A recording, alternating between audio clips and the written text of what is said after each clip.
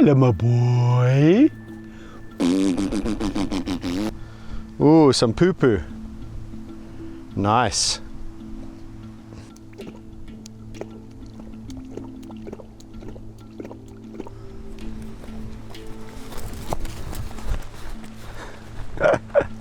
Look at that girl go. All right, good morning, everybody. Yeah, today I'm going to be taking Vayetse and Ginny out on an enrichment walk. We're going to be discussing a whole bunch of things, but one of the things we're going to be talking about is where do lions come from? Where did they originate from? What was the common ancestor? I love the way Ginny just lies down and enjoys the ride.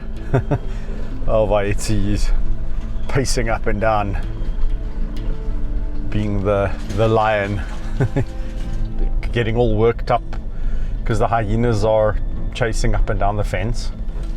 Whereas, you know, Ginny just lies down and she's growling at them and she's not happy, but he really gets worked up.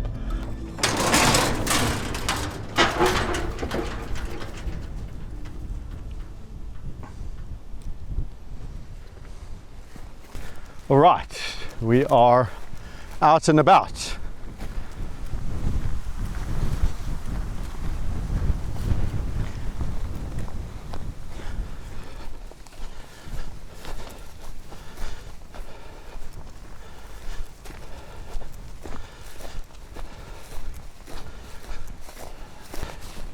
Maybe I can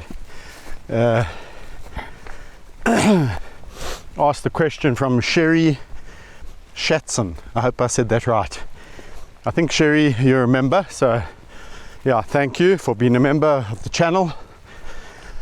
And yeah, obviously I give members comments priority. Only kidding. No, I do. I'm not kidding, because it's very easy to see who the members are. We see those little paws next to their name, so I scan through and I see members, and then yeah, I go, okay, well, I need to answer Sherry's question, which is, where do lions originate from? How did lions become lions? So it seems that there was this, you know, funny looking carnivorous creature that occurred 12 odd million years ago called a meersid. And this creature gave rise to two groups, basically what we know as the canids and the felids. So the felids being more of the cat kind of family, and the canids being more of the kind of the canine dog family. You often hear me talking about hyenas being more closely related to the cat family than to the dog family, and that's where this breakaway or this branching out occurs from the meersids. The hyenas follow the felid kind of branch, not the canid branch, which is quite interesting. And then they go and head off in their own direction. But in terms of the cat family, there was a felid ancestor, a common ancestor, which basically then gave rise to all the different cats along the line. So scientists have done DNA sequencing of 37 of the cat species, and together with the fossil records that they have on record, they're able to determine pretty much when the various cats branched off from each other. So let's say 12.5 million years ago there was this common ancestor, and then from there on in they kind of branch off as we get closer and closer to modern times. So about 6.5 million years ago, from that common ancestor, we have the Panthera group forming, and that group then soon breaks off to form the clouded leopards. So the two clouded leopard species branched soon after that, so probably at around about 5.8 to 6 million years, and then the rest of the Panthera groups kind of continue and then break off to form their respective groups, and by groups I mean the snow leopard, I mean the jaguar, the tiger, the lion, and the leopard. Yeah, all the other cats like the caracals and servals, they branched off on their own little branch of the family tree, etc., etc., until you obviously get to the modern cat, the domestic cat, which obviously was the last kind of to branch off from that common ancestor. So there we have it. Very, very interesting indeed. But that's how they came about. About 6.5 million years ago, Panthera came about, and then closer and closer, about 1.5 million, they started to break off and branch into their own groups, eventually forming what we know as the African lion or the Asiatic lion, Panthera leo or Panthera leo melanochaeta, the two different subspecies of lions that we get. Very interesting and very fascinating. Come on. Oh.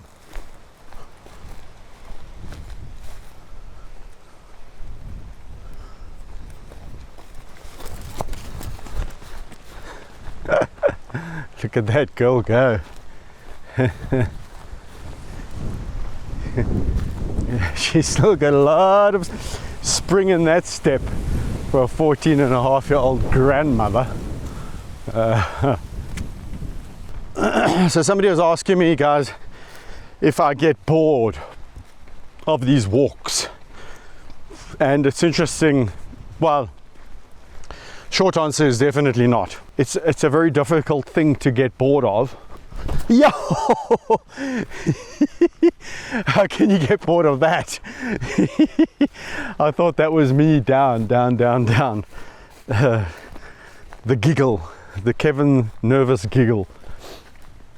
Anyway, so no, I don't get bored of walking them, because I think also what really gives me a lot of joy is to see them having a good time. And each time you take them out, it's a different occasion, it's a different day, it's a different weather, it's a different walk, and they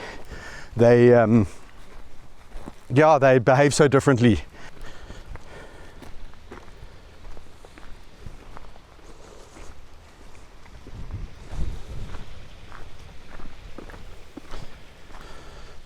Quick update on Vayetse.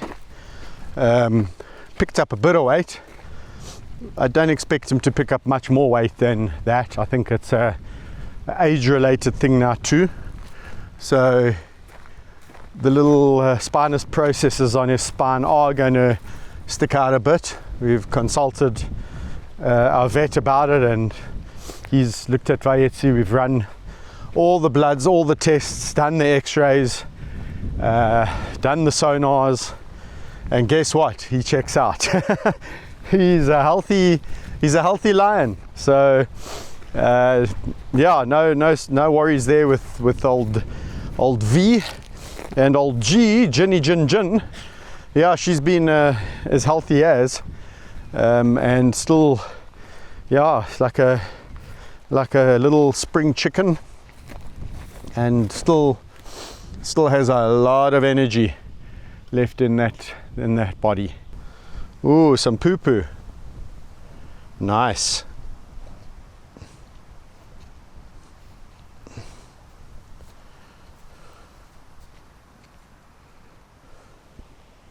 Come, boy. Come. Hey. Let's go. Oh. Hello, my boy.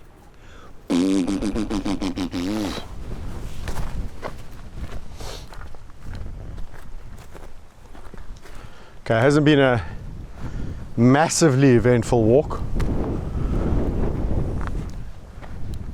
He's enjoyed it though. You know, as I was saying earlier, it's just so good for him. You'll see once we take Vayetse back,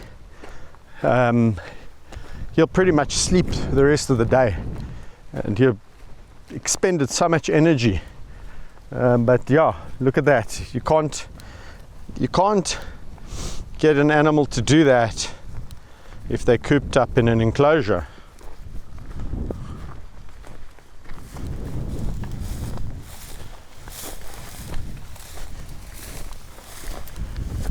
You see, very interesting.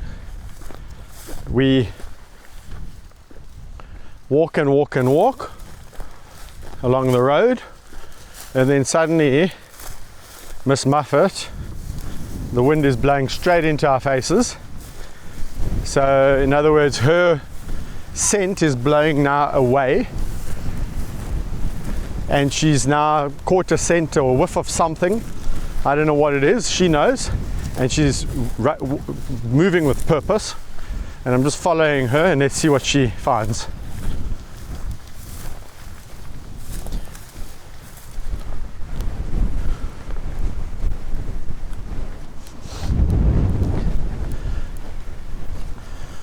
I've answered this question before, but I'll answer again because I think it's worth answering.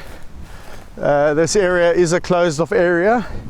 However, animals are always trying to find their way in here. They think the grass is greener.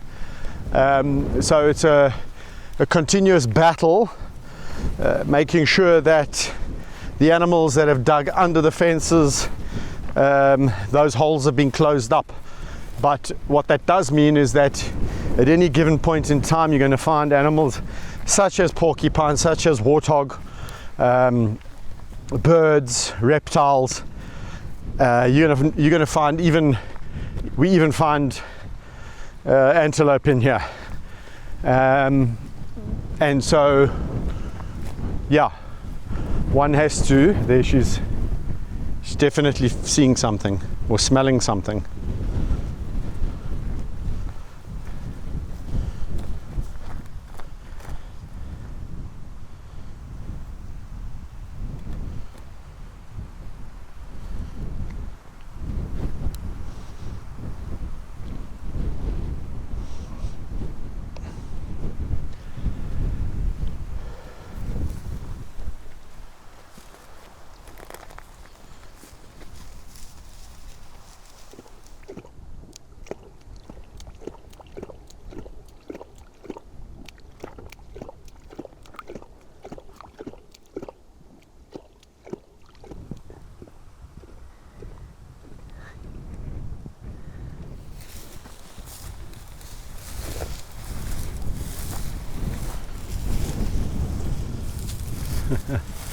Nutta's running again. She certainly doesn't run out of energy, that one.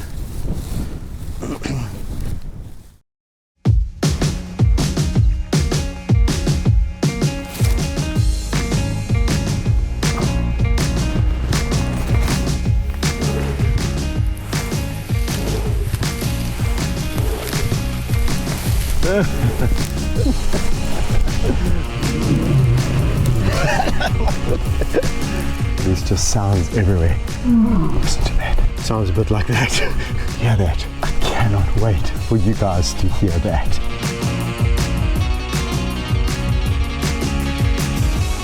Quiet!